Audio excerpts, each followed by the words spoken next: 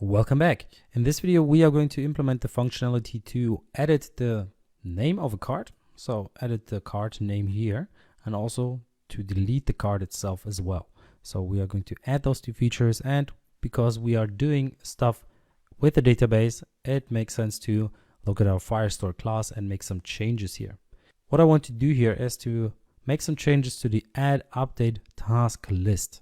So here we want to make sure that we don't only accept a task list, but we accept any activity. So not just task list activity, but also the activity of type, for example, our card details activity.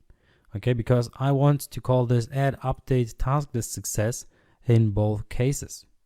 So this of course only works if we double check here. So if we add an if statement here, where we say if the activity is a task list activity, then we want to call this here, this code, and else if it is an activity of type card details activity, so is card details activity, then we want to pretty much call the same function, right?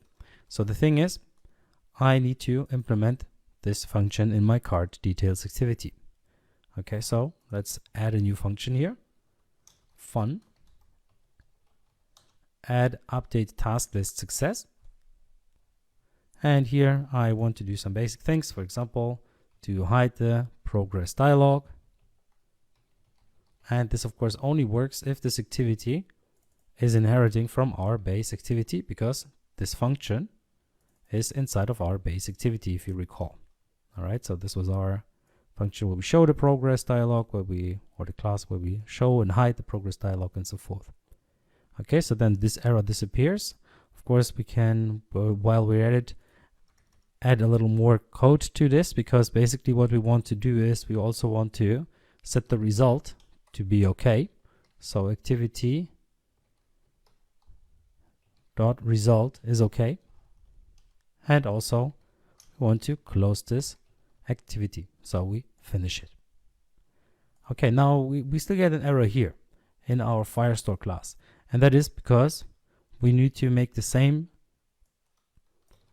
if statements, or add the same if statements here as well for the activity hide progress dialog. So let's add this in both cases.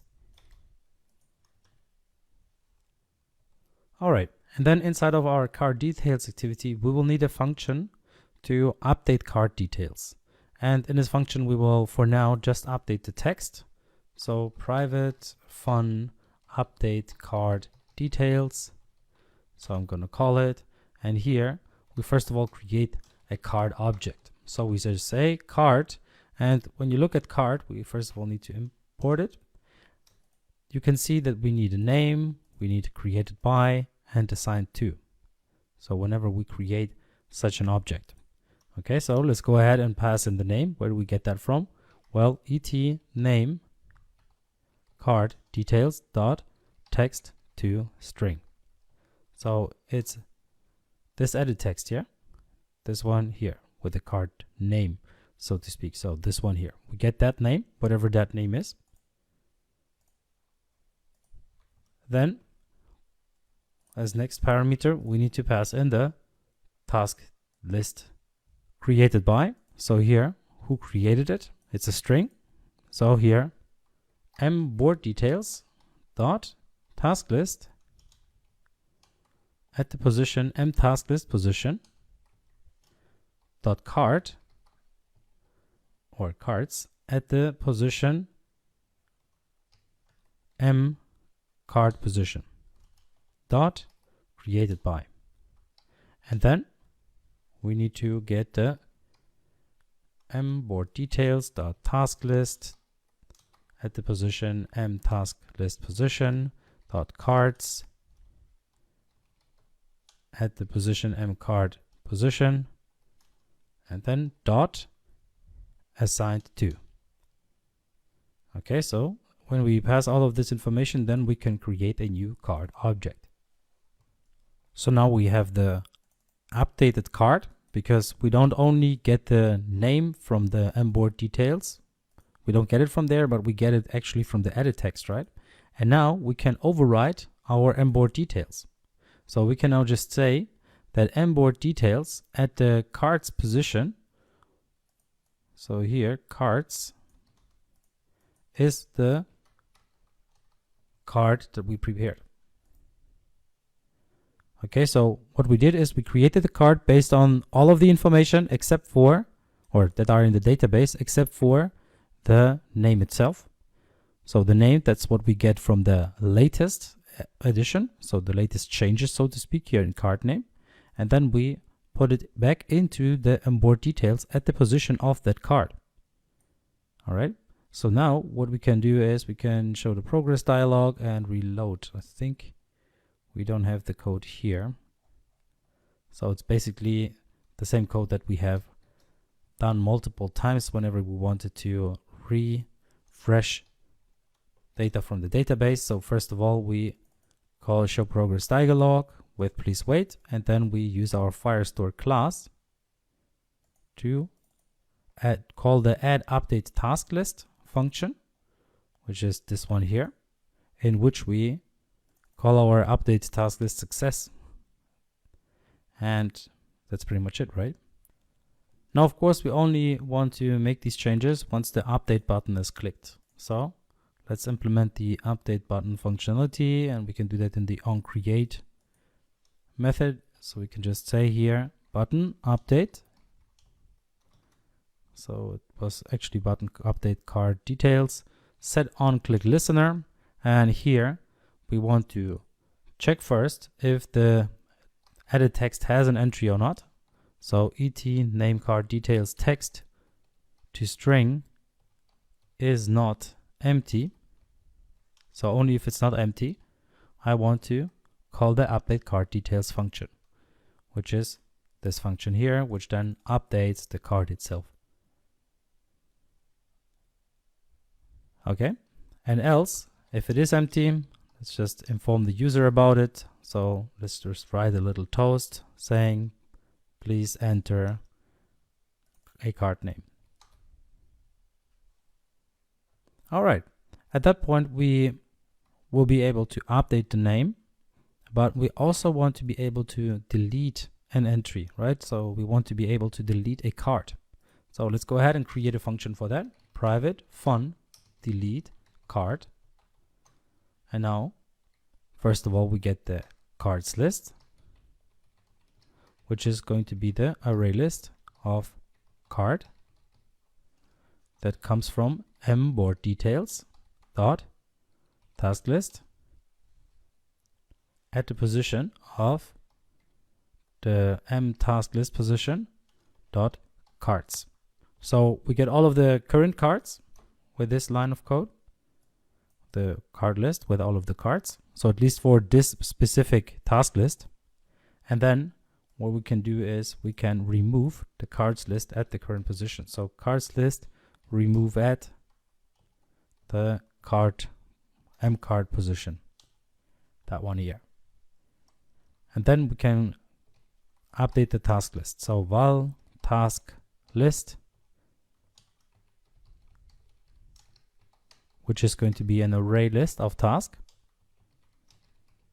can now be, first of all, import that.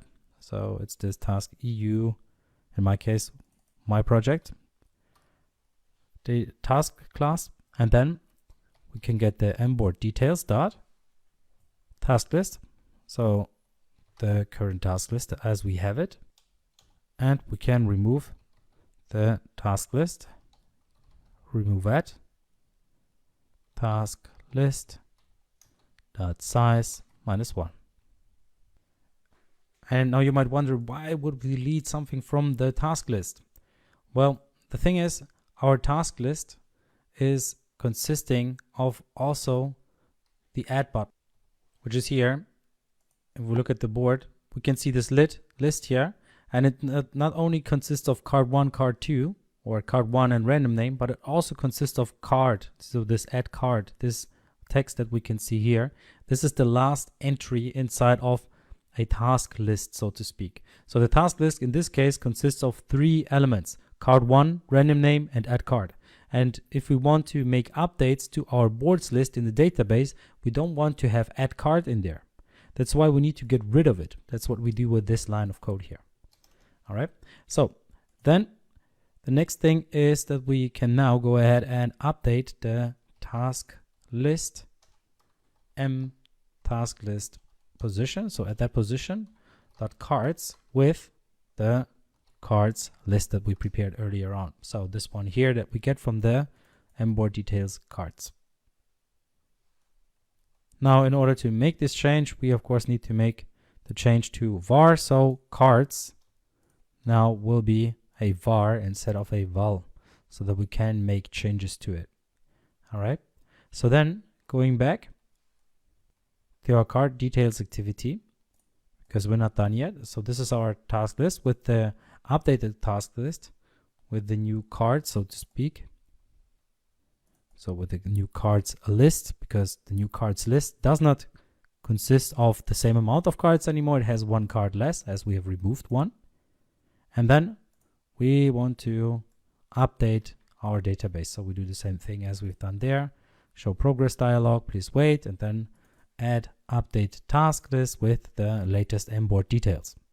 Now you might also wonder, why do we even have to enter into the task list to make changes to our cards? Because why can't we just make changes to the cards directly?